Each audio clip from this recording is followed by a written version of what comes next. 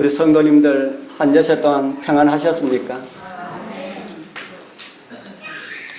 오늘 또 말씀을 사모하시는 심령으로 주님 앞에 이르신 우리 모든 성도님들에게 하나님의 성령으로 말씀 충만, 은혜 충만, 성령 충만의 복된 시간 되길 축복합니다. 저희들 지난 안식일 임시 직원회를 해서 금년 10월달 정도 교회 조직하자 하고 그렇게 의논을 했습니다. 이 일을 위하여서 우리 성도님들 기도 많이 해주시고 영혼 구원을 위하여서 더 열심히 헌신함으로 우리 10월달에 아름다운 우리 교회 조직과 교회 헌당 예배를 함께 볼 수 있는 그런 복된 시간 될 수 있도록 기도 많이 해주시기 되기를 바랍니다. 오늘은 구약 속의 예수 37번째 시간입니다. 큰 용사 기도원이라는 제목으로 기도원을 통해 나타난 예수님을 조명하면서 함께 은혜를 나누게 되길 소망합니다. 기도원은 여러 면에서 예수님을 잘 드러내어준 성경의 위대한 인물 중에 한 사람입니다. 사사기에서 기도원을 부르실 때에 기도원은 이런 대답을 한 것을 성경은 이렇게 기록하고 있습니다. 여호와의 사자가 기도원에게 나타나 이르되 무엇이라고 부릅니까? 큰 용사여, 큰 용사여, 여호와께서 너와 함께 계시도다. 여호와의 사자가 기도원에게 나타나서 큰 용사라고 그렇게 부릅니다. 그러면서 어려움을 당하고 있는 이스라엘을 구원하라 그렇게 말씀하셨습니다. 14절에는 또 하나님께서 우리 기도원에게 여호와의 사자가 이런 말을 합니다. 여호와께서 그를 돌아보아 가라사대 너는 내 힘을 의지하고 가서 이스라엘을 미디안의 손에서 구원하라. 내가 너를 보낸 것이 아니냐. 기도원은 지금 무엇으로 부름을 받고 있습니까? 기도원은 무엇으로 부름을 받고 있습니까? 너는 이스라엘을 뭐 하라 그럽니까? 이스라엘을 구원하라. 그러니까 뭐가 되었습니까? 구원자로서 부름을 받았지.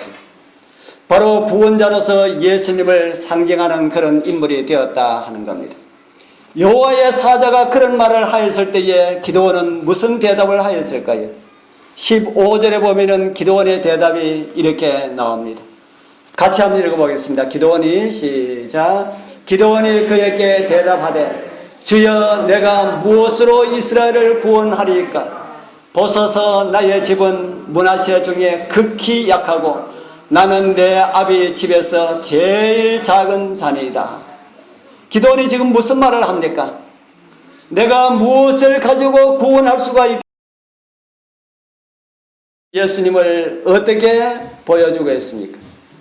우리가 잘 아는 이사야 53장 1절에는 이렇게 말씀을 하고 있습니다. 우리의 전하는 것을 누가 믿었느냐? 여호와의 팔이 네게 나타났느냐? 그는 주 앞에서 자라나기를 연한 순 같고 마른 땅에서 나온 줄기 같아서 고운 모양도 없고 풍채도 없은즉 우리의 보기에 흠모할 만한 아름다운 것이 없도다. 기도원은 자기 집에서 가장 연약한 그런 사람이라고 말하는데 우리 예수님께서도 그런 모습으로 오셨다 합니까? 예수님께서 어떤 모습으로 오셨다 합니까? 이사야 53장 1절과 2절에서 가르쳐주는 우리 예수님의 모습은 한마디로 말해서 볼품이 있다는 겁니까? 볼품이 없다는 겁니까? 볼품이 없다. 보잘것없는 그런 모습으로 왔다. 마치 뭐와 같다 그랬습니까? 마른 땅에서 나온 줄기 같아서 그 뒤에는 연한 뭐 같다 그럽니까? 연한 순과 같고 마른 땅에서 나온 줄기와 같다 합니다. 마른 땅에서 나온 줄기가 보기가 좋습니까? 안 좋습니까? 아주 가문 땅에 올라오는 그 식물들을 보면은 아주 형편없이 그렇게 올라오는 것을 저와 여러분들은 보게 됩니다. 그리고 연한 순은 어떻게 하기가 쉽습니까? 연한 순 부러지기가 쉽습니다. 그런 모습으로 주님께서 그런 모습으로 오셨다. 기도는 그런 생김새를 가졌는지 모르지만은 자신을 그렇게 표현을 하고 있습니다. 나 같은 사람이 어떻게 이스라엘을 구원할 수가 있는가 하는 것입니다. 예수님께서 이 세상에 계실 때에 예수님도 그런 소리를 들었습니다. 어떻게 이런 사람이 이스라엘을 구원할 수가 있는가? 어떻게 이 사람이 이스라엘을 구원할 수가 있는가? 그런 소리를 예수님께서도 들으셨습니다. 그러나 연한 숨과 같은 예수 그리스도를 통하여서 하나님께서는 구원을 이루셨습니다. 이제 구약의 예수 그리스도의 그림자로 살았던 기도원을 통하여서 이루시는 구원자의 모습을 살펴보면서 함께 은혜를 받으면서 우리의 모습들이 예수 그리스도를 닮아가는 그런 은혜의 역사가 우리 모두와 함께하길 축복합니다. 먼저 생각하고 싶은 것은 어려운 시험들이 오는 통로는 어떤 것인지 이스라엘을 통해서 살펴보려고 합니다. 우리 여러분들도 일생을 살면서 많은 시련들을 겪고 있습니다. 이런 시련들이 우리에게 어떻게 이르러 오는지 우리 사사기를 통해서 좀 살펴보고자 합니다.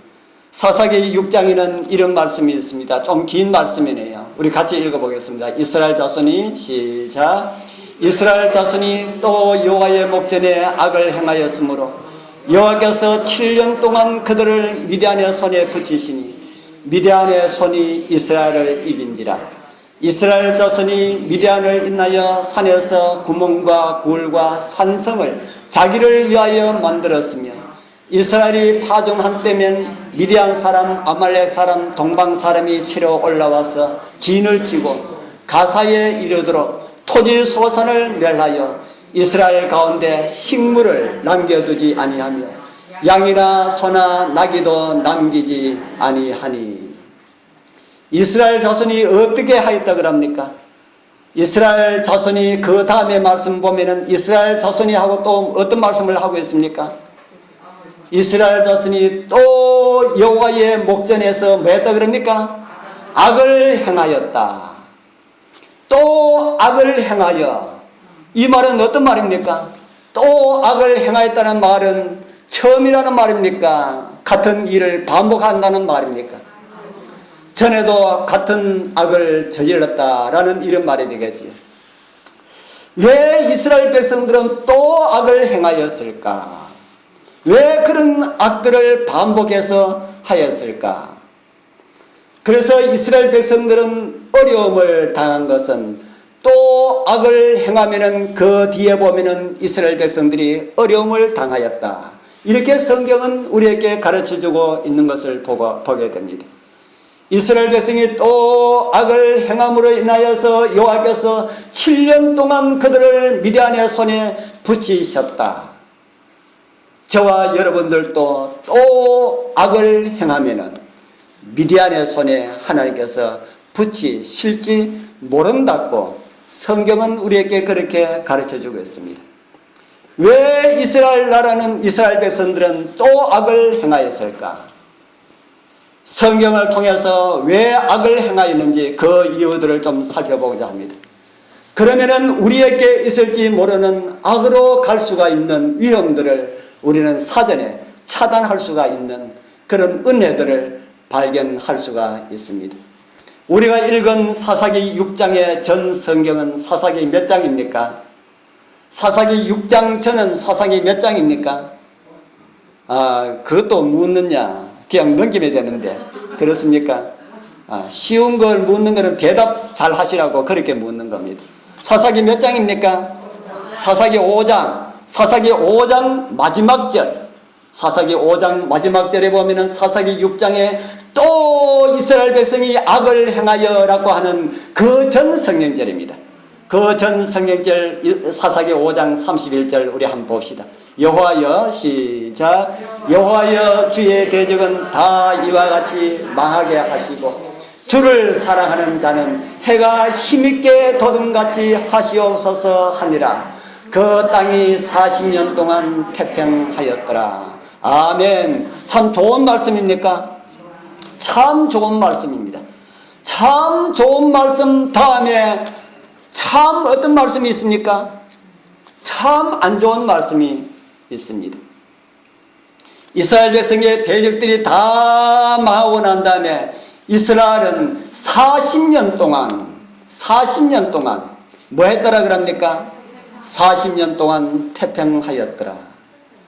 40년 동안 태평하고 난 다음에 6장에 넘어가서 또 그렇게 말합니다. 같은 말씀이 3장 30절과 4장 1절에도 똑같은 말씀이 또 이렇게 기록하고 있습니다. 4장 30절에 그날에 모압 사람이 이스라엘 수하에 항복하며 그 땅이 80년 동안 뭐 했더라요? 태평하였더라. 그 다음 장 4장 1절에 보면은 에봇이 죽은 후에 이스라엘 자손이 뭐라고 합니까? 또 여호와의 목전에 악을 행하여. 3장 31절과 12절에도 같은 말씀이 있습니다. 그 전에도 또 찾아보면 또 있을 것입니다. 또 있을 것이다. 그렇기 때문에 뭐하고는 단짝 같습니까? 뭐하고 단짝 같습니까? 여기에 제가 성경지를 다 올려놨잖아요. 뭐하고 단짝같이 나타납니까? 태평하고 뭐하고요? 역시 우리 장로교회 성도님들은 참 똑똑하십니다. 성경 딱 보면 딱 알아차리지 않습니까? 참 감사합니다.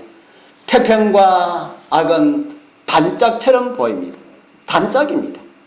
우리 사랑하는 성도님들이시여, 우리의 믿음의 위기가 오는 것은 결코 어려운 환경 중에 오지 않는다는 사실을 잊지 마시기를 바랍니다.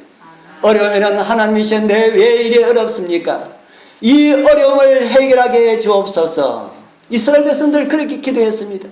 그랬더니 하나님께서 구원자를 보내서 80년 동안 40년 동안 태평성대가 있게 했습니다. 태평이 오면은 이스라엘 백성이 어떻게 합니까? 또 악을 행하여 이렇게 합니다. 고난과 환난과 이런 어려움들 가운데서 절대로 그런 시험들은 오지 않습니다. 시험들은 어떨 때 온다고요? 태평할 때. 시험들은 태평할 때 올 수가 있다는 사실을 잊지 마시기를 바랍니다. 그래서 성경은 우리에게 이렇게 말씀을 해주고 있습니다. 우리 잘 아는 데살로니가전서 5장 2절 3절 또 같이 읽어보겠습니다. 주의 날이 시작. 주의 날이 밤에 도적같이 이를 줄을 너희 자신이 자세히 알미라. 저희가 평안하다 안전하다 할 그때에 잉태된 여자에게 해산 고통이 이름과 같이 멸망이 홀연히 저에게 이르니 결단코 피하지 못하리라. 아멘. 이 말씀은 예수님의 재림의 날을 준비하시는 분들에게 주시는 그런 말씀이라 생각이 듭니다. 기도원 시대에 미디안에 의하여 공격을 받은 것처럼 오늘날 시대는 사탄에 의하여서 많은 공격을 받을 수가 있는 그런 시대입니다. 그러나 사단의 공격보다 더 무서운 것은 평안할 때에 일어난 악한 모습, 믿음을 떠나는 그런 행위라는 사실을 잊지 말기를 바랍니다. 솔로몬의 아버지 다윗도 이런 시험에 넘어진 경력이 있는 그런 사람들이었습니다. 가나안의 이스라엘은 이런 일들이 상습적으로 행하였던 그런 나라였다. 그럴 때를 노린 미디안은 정확하게 공격을 해옵니다. 그러면은 이스라엘은 어이없게 패배를 하고 맙니다. 미디안이 어떨 때 공격한다고요?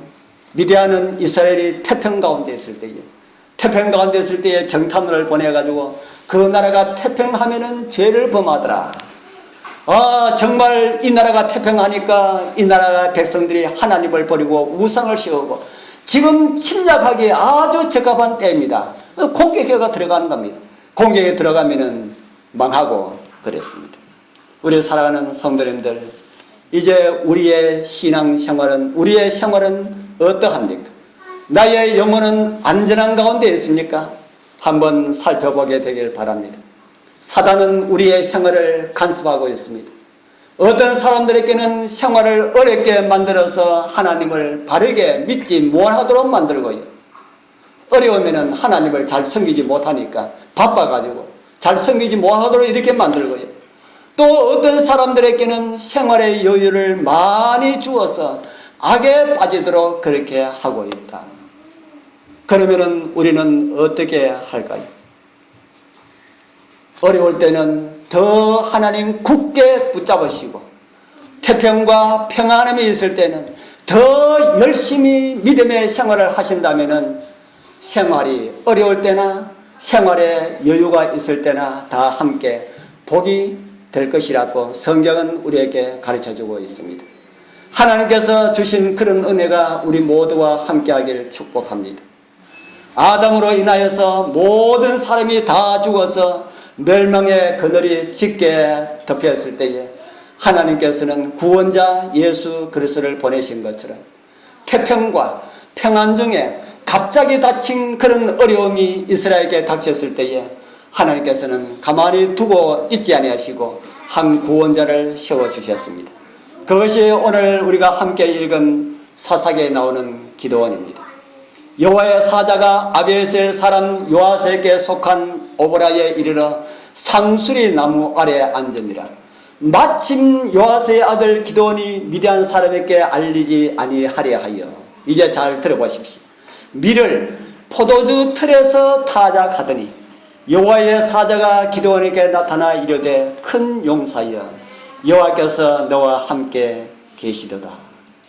여호와의 사자가 기드온을 부르기 위해서 나타났습니다. 기드온은 지금 어디서 무엇을 하고 있었습니까?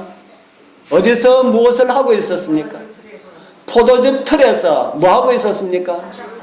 포도즙 틀에서 밀을 타작하고 있었다. 왜 기드온은 포도즙 틀에서 밀을 타작하고 있었습니까? 왜 그렇게 하고 있었을까? 포도즙 틀은 어떤 틀이고 밀 타작은 무엇인지 알아야 되겠지요. 포도즙은 여러분들 포도를 즙 잘라 그러면 어디 넣어가 짭니까? 어디 넣어가 짭니까? 자루에 넣어가지고 비틀시지요. 그거는 우리가 저와 여러분들이 포도즙을 적게 할 때에 그렇고 이스라엘 나라는 포도를 아주 많이 했습니다. 그래서 포도즙이 아주 많이 대량으로 생산되었습니다. 그렇게 많이 생산된 데에 그 자루에 넣어서 비틀어가지고는 안 되지 않습니까? 아주 큰 우리말로 하면은 물당구, 옥상 위에 있는 물당구처럼 아주 큰 그런 물당구들을 다 집마다 그렇게 만들어 놓고 포도를 따가 그 안에 다 집어넣고 난 다음에 사람들이 가서 어떻게 해요? 우리 집사님 발 밟습니다. 발 밟으면 포도가 다 어떻게 됩니까? 그래 막 터집니다. 그러면은 그 포도즙 틀이 얼마만 할까요? 아주 크게 만든 포도즙 틀이 얼마 정도 될까요? 아무리 크게 만들어도 이 교회보다는 적을 것이다. 그리고 온 사방이 다 이렇게 막혀 있는 그런 포도즙이다. 위에는 열려 있는지 모르겠습니다. 그런 포도즙 틀에 그 틀에서 무엇을 타작하고 있다고요?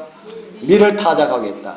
왜 그렇게 그런 곳에서 밀을 타작하고 있었을까? 그 배경을 사사기 6장에는 이렇게 말씀을 하고 있습니다. 이스라엘이 파종한 때가 되면은 미디안 사람, 아말렉 사람, 동방 사람이 치러와서 진을 치고 가사에 이르도록 토지 소산을 다 멸하고 이스라엘 가운데 식물을 남겨두지 아니하고 양이나 소나 나귀로 다 이렇게 약탈해 갔다. 그래서 타작하고 있는 것을 미디안 사람한테 들키면은 어떻게 되는 겁니까? 다 뺏어가는 겁니다. 그렇게 뺏어가기 때문에 다른 사람 보는데 타작하면은 우리 오늘 타작하니 가지고 가세요 하는 이거밖에 안 되기 때문에 어떻게 타작해야 돼요? 몰래 숨어서 타작해야 되는데 숨어서 할 때가 있어야지. 그러니까 남 안 보이는 어디서 하는 겁니까? 포도즙 틀에서 하게 됩니다. 포도즙 틀에서 하게 됩니다. 우리 여러분들 혹시 보리타작이나 밀타작 해보셨습니까? 우리 장로교회는 농사 지으신 분이 많이 없어서 밀타작도 해보시지 않으셨을 것이고 보리타작도 안 해보셨을 겁니다. 그런데 저는 시골에서 자랐기 때문에 제가 청년기까지 시골에 있었기 때문에 보리타작도 해보고 밀타작도 해봤습니다. 보리타작하고 밀타작 하는 것 가운데 가장 좋지 않은 것이 무엇인지 여러분들 모르시겠지요? 안 해봤으니까. 예. 보리와 밀에는 그 곡식에 뭐가 붙어 있습니까? 끝에 뭐가 붙어 있습니까? 수염이 보리보다 쭉 이리 올라오게 붙어 있지 않습니까? 이것을 탈곡을 하면은 그것이 수염이 어떻게 될까요? 다 부서집니다. 다 부서지면서 어떻게 될까요? 다 부서지면서 탈곡하는 사람 몸에 붙습니다. 몸에 붙으면 어떻게 될까요? 몸에 붙으면 굉장히 가렵습니다.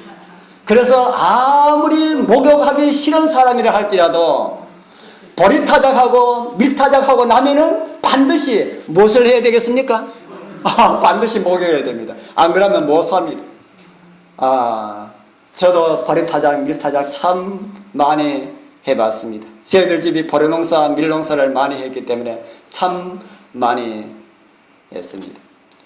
그래서 우리 보리타작, 밀타작 하고 나면은 그 철마 되면은 웅덩이에 목욕할 데가 없을 정도로 그렇게 사람들이 많이 갑니다. 깎아놨기 때문에 해야만 되기 때문에. 그런데 지금 이 기도원은 밀타작 하면은 그런 사실을 알까요, 모를까요? 그런 사실을 아는데 그 넓은 공간 바깥에서 그렇게 해도 그렇게 그 먼지가 덮어 쓰이는데 그 좁은 이 교회만 했겠습니까? 커봤자 우리 여러분들 집에 방만 한 정도 그 정도에서 그걸 하면은 얼마나 먼지가 많이 덮어쓰고 그러겠습니까? 그런데도 기도원은 바깥에서 하지 못하고 안에서 합니다. 큰 용사 같습니까? 쫄장부 같습니까? 큰 용사 같습니까? 쫄장부 같습니까? 쫄장부 같지. 그 미디안이 무서워가지고 그렇게 하는 쫄장부와 같은 그런 사람. 그런 사람을 보고 여호와의 사자가 나타나서 기도원을 부릅니다. 뭐라고 부릅니까? 큰 용사여. 큰 용사여. 이런 부름을 받았을 때의 기도원의 심정이 어떠했을까? 어떠했을까요? 아이고 하나님, 아이고 여호와의 사자여, 제 모습 한번 보십시오. 제가 큰 용사로 불릴 정도가 되겠습니까? 지금 약탈자들이 무서워서 진 땀을 흘리면서 그 까끌한 먼지를 뒤집어 쓰고서 이렇게 일하고 있는데 어떻게 당신은 나한테 큰 용사라고 그렇게 부릅니까? 큰 용사라고 부르면서 그 뒤에 누가 함께 하신다 그럽니까? 여호와께서 너와 함께 하시도다. 얼마나 이 먼지 덮어쓰고 덥고 땀 흐르고 그런 가운데 여호와의 사자가 나타나서 그렇게 하면은 우리 여러분들 같으면 무슨 말을 할까요? 그렇게 여러분들 같으면 그렇게 미디안이 무서워서 그런 가운데서 땀을 흘리면서 그렇게 하고 있는데 누가 나타나서 큰 용사여 하나님께서 너와 함께 하시도다 이렇게 말하면은 여러분들은 무슨 말을 하겠습니까? 말도 안 돼요. 왜 말이 안 됩니까? 저 같으면은 웃기지 마십시오. 하나님께서 나와 함께 해요. 함께하는 꼴이 이렇습니까? 아마 그렇게 할 것 같습니다. 기도원도 그 비슷한 말을 합니다. 기도원이 그에게 대답하되 나의 주여 여호와께서 우리와 함께 하시면 어찌하여 이 모든 일이 우리에게 미쳤나이까? 웃기지 마십시오 한 말이나 같은 말이지. 하나님께서 함께 하시면 지금 내 꼴이 이런 모양이 될 수가 있습니까? 나는 지금 죽을 지경인데 무슨 하나님께서 함께 하신다고 그런 말을 합니까? 하나님께서 정말 우리와 함께 하신다면 이런 일이 우리에게 일어날 수가 있습니까? 라는 그런 말입니다. 우리도 기도원처럼 그런 생각을 할 때가 참 많이 있습니다. 하나님께서는 다른 사람들하고는 함께 하시는 것 같은데 나하고는 거리가 먼 것처럼 이렇게 생각이 들 때가 많이 있다는 겁니다. 하는 일마다 잘 되면 다행인데 안 될 때가 있거든요. 잘 될 때는 하나님께서 함께 하시는 것 같고 잘 안 될 때는 하나님께서 함께 안 하시는 것 같은 그런 모습이 보일 때가 많이 있다는 겁니다. 기도를 하여도 응답이 없는 것 같고 고난은 더 심하게 오고 그래서 기도는 그런 가운데 있었습니다. 우리도 그런 가운데 있을 때가 있다는 겁니다. 지금은 아주 유명한 그런 글이 된 두 개의 발자국, 여러분들 잘 아시죠? 두 개의 발자국 글에 이런 글이 있습니다. 우리 글이 작아서 우리 보일는지 모르겠습니다. 제가 한번 읽어드리겠습니다. 눈으로 읽으십시오. 어느 날 밤에 한 사람이 꿈을 꾸었습니다. 그는 꿈속에서 예수님과 함께 해변을 거닐고 따라서 걷고 있었습니다. 그때 하늘을 스크린을 삼아서 그의 지나온 삶의 순간들이 영화처럼 펼쳐졌습니다. 모래 위에는 두 사람의 발자국이 있었습니다. 그 중에 하나는 그의 것이었고 하나는 주님의 발자국이었습니다. 그는 모래 위에 길게 펼쳐진 발자국을 보다가 어느 순간부터 오직 한 사람의 발자국만 있는 것을 보았습니다. 그는 그때가 그의 삶에서 가장 절망적이고 가장 슬펐던 그런 순간이었음을 알았습니다. 그는 항의하듯이 주님께 물었습니다. 주님, 제가 주님을 따르면 항상 저와 함께 하시겠다고 말씀하시지 않았습니까? 주님은 저와 동행하셨습니다. 그러나 제 삶이 가장 어려웠던 순간에는 한 사람의 발자국밖에 없는데 이것은 어찌된 일입니까? 제가 주님을 가장 필요로 할 때에 왜 주님께서는 저를 떠나셨는지 저는 이해할 수가 없습니다. 주님께서 이렇게 대답했습니다. 나의 소중한, 정말 소중한 아이야. 나는 결코 너를 떠난 적이 없었단다. 내가 고통과 환난을 당하는 그 시간에 모래 위에 한 사람의 발자국만이 있는 것은 내가 너를 뭐 했기 때문에요? 내가 너를 얻고 갔기 때문에 발자국이 하나밖에 뿐이란다. 아멘입니까? 아멘. 네. 그러면 두 개의 발자국이 있는 것은 왜 두 개의 발자국이 있다는 말입니까? 두 개의 발자국을 우리 예수님께서 묻지도 않은데 말씀을 하셨습니다. 두 개의 발자국이 있는 것은 네가 나를 필요로 하지 않았기 때문에 나는 옆에서 그냥 너를 따라가기만 했단다 하는 겁니다. 이번에 글은 하나님께서 언제나 우리와 함께 하신다는 것을 강조하는 그런 내용이지. 그런데 기도원은 그런 사실을 알지 못했습니다. 우리도 알지 못하는 때가 많이 있습니다.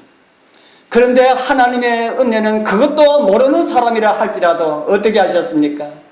그렇게 믿음 연약한 그런 사람이라 할지라도 하나님의 말씀에 순종하고자 하는 이런 마음을 가지고 있을 때에 하나님께서는 그를 뭐로 사용하셨습니까? 구원자로 사용하셨다. 그런 아주 쫄장구 같은 그런 사람이라 할지라도 하나님을 바르게 믿지 못하는 그런 믿음을 갖고 있는 그런 사람이라 할지라도 하나님의 말씀이 주어질 때에 순종하고자 하는 이런 마음이 있는 것을 하나님께서 아시고 그를 구원자로 사용하셨다 하는 사실은 정말 놀라운 그런 사실입니다. 우리 사랑하는 성도님들, 여러분들의 믿음이 없다고 그래서 주님께서 나를 사용하지 않을 거야 라는 이런 생각을 가진 분이 혹 계신지 모르겠습니다. 겁쟁이 기도원, 그렇게 믿음 없는 기도원을 사용하셨던 주님께서 오늘 우리도 사용하실 수 있다는 사실을 인하여서 감사하게 되길 바랍니다. 그렇게 연약한 기도원을 들어서 큰 일을 이루신 하나님께서는 오늘 연약한 저와 여러분들을 들어서 사용하실 때에 큰 일을 이루실 수가 있을까요? 예, 우리가 알지 못하는 엄청난 그런 큰 일들을 이룰 수가 있는 그런 사실을 인하여서 감사하게 되기를 바랍니다. 그럼에도 하나님께서 들어서 사용하신 기도원은 어떤 사람이었을까? 우리 기도원에 대해서 한번 알아보는 것도 괜찮겠지요. 기도원은 자신의 연약함을 아는 그런 사람이었습니다. 주께서 나타나셔서 큰 용사라고 할 때에 우리 아까 읽었던 그런 말씀, 나는 이스라엘 집의 가장 작은 그런 사람입니다 라고 그렇게 말을 했습니다. 세상에서는 나 잘났다고 무엇이든지 나는 다 잘할 수 있다고 하는 이런 사람들을 세상에는 등용을 해서 사용합니다. 그런데 하나님께서는 그 반대의 사람들을 사용하신다 하는 겁니다. 나는 할 줄 모릅니다. 나는 부족합니다. 이런 사람들을 하나님께서는 들어서 사용하시는 것처럼 그렇게 성경은 우리에게 보여주고 있습니다. 기도원도 그런 사람 중에 한 명이었습니다. 왜 하나님께서 그런 사람들을 들어서 사용하신다고 생각이 듭니까? 잘난 사람, 똑똑한 사람, 이런 사람을 들어서 사용하시지 왜 바보 같은 사람, 나는 못합니다, 이런 사람을 들어서 사용하실까요? 우리 하나님께 있어서는 사람이 가지고 있는 재능, 능력, 거기서 거기입니다. 사람들이 볼 때는 내보다 훨씬 더 뛰어난 것처럼 보일지라도 하나님께서 보실 때는 거기서 거기다 하는 겁니다. 그래서 사도 바울은 우리에게 이런 말씀을 주고 있습니다. 형제들아, 너희를 부르심을 보라. 육체를 따라 지혜 있는 자가 많지 아니하며 능한 자가 많지 아니하며 문벌 좋은 자가 많지 아니한도다. 우리 그러나부터 갈 수 있기로 했습니다. 다 찾으셨습니까? 그러나 시작. 그러나 하나님께서 세상에 미련한 것들을 택하사 지혜 있는 자들을 부끄럽게 하려 하시고 세상에 약한 것들을 택하사 강한 것들을 부끄럽게 하려 하시며 세상에서 천한 것들과 멸시받는 것들과 없는 것들을 택하사 있는 것들을 폐하려 하시나 이는 아무 육체라도 하나님 앞에서 자랑하지 못하게 하려 하십니다. 아멘. 하나님께서 그런 사람들을 택하는 이유가 있다. 뭐 하도록 하기 위하였어요? 자랑할 것이 없도록 하기 위하였어요. 많이 배운 사람 사용했더니만은 내가 많이 배웠기 때문에 박사학위를 많이 가지고 있으니까 하나님께서 나를 쓰시는구나, 이렇게 하지 못하도록 하기 위하여서 하나님께서 그렇게 쓰신다 하는 겁니다. 그러나 사도 바울과 같은 그런 지식인들도 하나님께서 사용하십니다. 자신을 비우고 겸손하게 예수님의 마음을 품은 그런 사람들은 누구나 할지라도 그렇게 선다 하는 겁니다.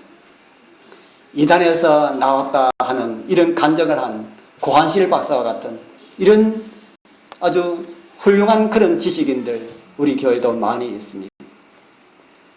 그럼 고린도전서에서 사도 바울이 말한 이 말씀은 어떤 말씀일까? 아무리 학식이 높다 할지라도 하나님 앞에 서 있으면은 어떨까요? 아무리 학식이 높은 그런 박사학위를 가지고 있다 할지라도 하나님 앞에 있으면은 어린아이에 불과하다, 버러지와 같은 그런 존재일 뿐이다.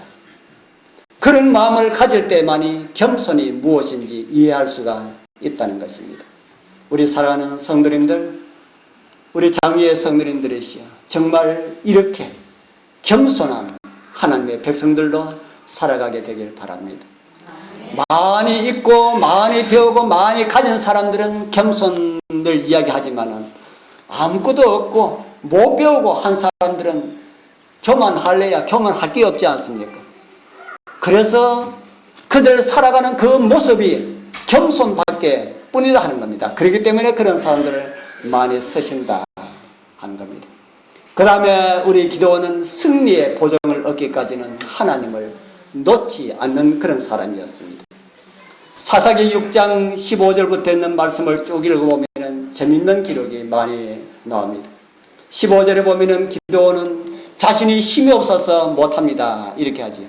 그러니까 하나님께서 말씀하시기를 내가 도와줄게, 내가 도와줄게, 미리한 사람을 치기를 한 사람 치듯 하리라, 이렇게 말씀하셨습니다. 그렇게 하니까 기도원이 말하기를 나는 당신이 누군지 모르겠으니까 당신이 누굽니까? 앞에서 말하는 그분이 도대체 당신이 어떤 분이기 때문에 나한테 이런 말을 합니까? 하는 겁니다. 그렇기 때문에 내가 가서 예물을 좀 들고 올 테니까 이곳에 좀 계십시오 하는 겁니다. 그러니까 하나님의 사자가 무슨 말을 합니까? 그러겠다고 하지요. 그러고 난 다음에 이제 기도원은 가서 염소를 잡고 무게병을 굽고 국을 끓이고 가지고 왔습니다. 기도원의 생각에 이분이 어떤 분인지 정확하게 모르기 때문에 음식을 만들어서 차려드려야 할지 제사를 드려야 할지 이건 모르기 때문에 밥도 가지고 오고 재물도 가져오고 이렇게 했습니다. 그렇게 가져오니까 국을 끓이고 왔다 그러지 않습니까? 그래 가져오니까 여호와의 사자가 우리 여러분들 사사기를 읽으면서 다 기억이 나지요. 거기 앞에 바위가 있는데 그 바위 위에 모든 것을 다 올려놔라. 그래 올렸습니다. 그리고 국도 그 위에 부어라. 이거 국 드셔야 되는데요. 이렇게 할 뻔 했을지도 모릅니다. 드시라고 가져왔는데 그 위에 뭐라 그럽니까? 그 위에 부으라. 재물 그 위에 올려놓고 그 위에 국도 그 위에 다 부으라. 그래서 다 부었습니다. 그러니까 여호와의 사자가 가지고 있는 지팡이 끝을 거기에 딱 대니까 어떻게 했다 그럽니까? 대니까 하늘에서 불이 내려와서 그 지팡이 끝에서 불이 나왔다 그러죠. 그 불이 나와서 그 재물을 다 사르는데 그 불꽃하고 여호와의 사자가 사라지더라라는 말씀이 있습니다. 그거 보고 난 다음에 기도원이 이제는 누구를 봤습니까? 이제는 내가 본 분이 이거는 일반 천사도 아니고 사람은 분명히 아니고 일반 천사도 아니고 하나님을 내가 보았구나. 그래서 아이고 나는 이제 죽었습니다. 누구를 봤기 때문에요? 하나님을 봤기 때문에 나는 이제 죽었습니다. 이렇게 말을 합니다. 그러니까 하나님께서 소리를 말씀하시기를 죽지 않을 것이다. 이렇게 말씀을 했지. 그래서 이 정도의 하나님을 만나고 했으면은 전쟁터에 나가는 거 두려움 없이 나가야 되지 않겠습니까? 그런데도 아직까지 마음이 내키지 않았습니다. 그래서 하나님께서 나에게 놀라운 그런 은혜를 보여주시는데 그래도 아직까지 확신이 들지 않습니다. 한 번 더 하나님을 시험하는 것을 허락하십시오. 그래 해봐라. 그리고 뭘 가져왔습니까? 양털을 가져왔지. 이 양털을 마당 한가운데 놓겠습니다. 사방은 다 마르고 이슬이 내릴 때에 다른 데는 이슬을 하나도 내리지 않고 이 양털에만 이슬이 있도록 해주십시오. 그리고 아침에 나갔습니다. 밖에 보니까 사방의 마당은 다 바짝 말라겠는데 정말 이슬 오지 않았네 하고 양털을 드니까 양털이 어떻습니까? 양털이 무줄합니다. 짜니까 뭐가 나왔습니까? 물이 나왔습니다. 그래서 가만히 생각하니까 또 의심이 들었어요. 이 양털 누가 지나가다가 물 한 바퀴에서 갖다 부었는지 어떻게 아나? 그런 생각이 드는 겁니다. 그래서 하나님 안 되겠습니다. 한 번 더 시험해 봐야 되겠습니다. 어떻게 시험해 볼래? 이번에는 거꾸로 되도록 해 주십시오. 온 사방에는 비가 오듯이 이슬이 가득하고 요 양털만 이슬이 없도록 그렇게 해 주십시오. 그래라. 그랬죠. 이제 그 이튿날 또 기도원이 나갑니다. 나가니까 어떻게 했습니까? 양털은 어떻게 됐어요? 바짝 마른데 사방에는 다 이슬이 촉촉하게 와 있는 것을 보게 되었습니다. 기도원은 하나님의 그 약속의 그것을 자기 마음 가운데 확신이 들 때까지 계속해서 하나님의 손을 놓지 않고 기도드리는 그런 모습을 우리에게 보여주고 있다 하는 겁니다. 이런 기도는 야곱이 야복강 강가에서 하나님을 붙잡고 씨름한 것과 같습니다. 아브라함이 소돔을 멸하러가는 여호와께 드렸던 그 기도, 하나님이시여 40명 있으면 용서하지 않겠습니까? 그래 용서한다. 40명 생활이가 많지 않습니까? 30명 있으면 어떻게 하겠습니까? 그래 30명 있어도 용서한다. 하나님 20명 있으면 어떻게 하겠습니까? 20명 그래도 용서한다. 10명 있으면 어떻게 하겠습니까? 이런 사실은 우리에게 무엇을 가르쳐주고 있습니까? 우리도 어떤 문제를 놓고 기도하거든. 언제까지 기도하라 거예요? 확신이 들 때까지. 아니면은 응답 받을 때까지. 확신이 안 들면은 응답 받을 때까지. 그렇게 기도하라는 겁니다. 누구처럼요? 기도원처럼, 또 야곱처럼, 아브라함처럼. 우리 사랑하는 성도님들, 여러분들에게는 미디안이 쳐들어온 것 같은 그런 어려움이 없습니까? 기도하게 되길 바랍니다. 믿음에 대한 확신이 여러분들 있습니까? 없다면 확신이 들 때까지 기도원처럼 그렇게 기도하게 되길 바랍니다. 기도하는 사람들은 다 응답을 받았습니다. 그 다음에 기도원은 받은 빚대로 살아가는 사람입니다. 받은 빚. 하나님의 말씀, 주어진 말씀대로 살아가는 사람입니다. 우리 하나님께서는 이렇게 말씀하시고 난 다음에 사사기 6장 25절에 보면 이런 말씀을 했습니다. 우리 같이 읽어보겠습니다. 이날 밤에 시작. 이날 밤에 여호와께서 기드온에게 이르시되 내 아비의 수소 곧 7년 된 둘째 수소를 취하고 내 아비에 있는 바알의 달을 단 곁에 아시라 상을 찍고 견고한 성 위에 내 하나님 여호와를 위하여 규례대로 한 단을 샀고 그 둘째 수소를 취하여 네가 찍은 아시라 나무로 번제를 드릴지니라. 이건 무슨 말씀입니까? 네가 정말 내 말대로 하렸거든. 너 아버지 그 우상 다 어떻게 하라고요? 다 때려 부숴라. 너 말에서 그 계속해서 우상 숭배하는 거 그거 가서 다 때려 부수고 그 나무를 가지고 번제할 제목을 삼고 그 위에 제사를 드리도록 해라. 그렇게 하지요. 이 말을 들었을 때의 기도는 어떻게 했습니까? 했습니까? 안 했습니까? 예. 이에 기도원이 종 열을 데리고 여호와의 말씀하신 대로 행하되 아비의 가족과 그 성읍 사람들을 두려워하여 언제 했다 그럽니까? 낮에 못하고 밤에 했다. 예. 낮에 하면 더 좋을 텐데 낮에 하면 방해하는 사람들이 많이 있을 것 같아서 낮에 하지 못하고 밤에 했다. 낮에 하든지 밤에 하든지 순종하면 되는 겁니다. 기도는 하나님의 말씀에 순종을 하였습니다. 그 일이 동네 사람들에게 미움을 살 일이라는 것을 알면서도 낮에 못하고 그는 밤에 했습니다. 우리 사랑하는 성도님들, 우리도 받은 빛을 따라서 살아가게 되기를 바랍니다. 우리 여러분들 가정에, 우리 가정에 바알의 제단이 있습니까? 우리도 제거하게 되기를 바랍니다.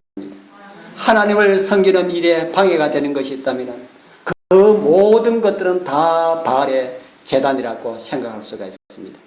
말씀 보는 거 방해되는 것이 있다면 그것도 바알의 제단이 될 수가 있습니다. 지금 사단의 세력은 그 옛날 미디안 군대처럼 온 땅에 덮여 있습니다. 그것 때문에 하나님을 바르게 알지 못하고 멸망당하는 수많은 사람들이 있을 수가 있습니다. 작은 예수로 살았던 기도원은 예수님의 그림자였고 우리들은 또다시 작은 예수들로 살아야 합니다.